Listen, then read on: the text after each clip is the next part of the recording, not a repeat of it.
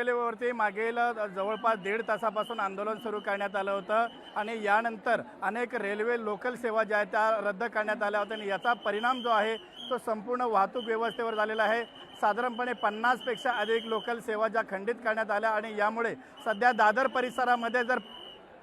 दादर परिसरामध्ये मोठ्या प्रमाणावर जे आहे ते प्रवाशांची गर्दी पाहायला मिळते आणि आता लोकल सेवा जरी सुरू झाली असली तरी प्रचंड गर्दी असल्याकारणानं सँडर्स रोड आणि भायखळा दरम्यान प्रवासादरम्यान 4 ते 5 महिला प्रवासी पडल्याची माहिती देखील मिळते।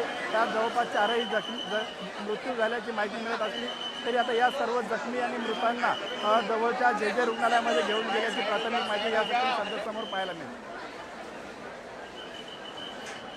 म्हणजे मध्य रेल्वेच्या आंदोलनामुळे 3 प्रवाशांना आपला जीव गमवावा लागलाय, याला जबाबदार कोण म्हणावं लागेल आता?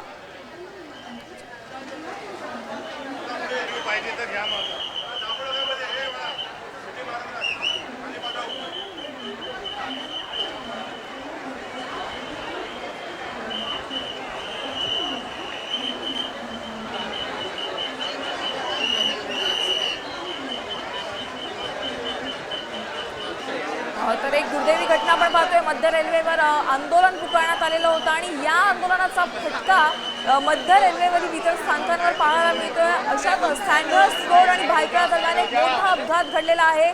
काही महिला प्रवासी गर्दीमुळे लोकलमधनं पडलेल्या आहेत। जवळपास 3 ते 4 प्रवासी होते आणि त्यातल्या 3 प्रवाशांचा मृत्यू झाल्याची माहिती समोर येते।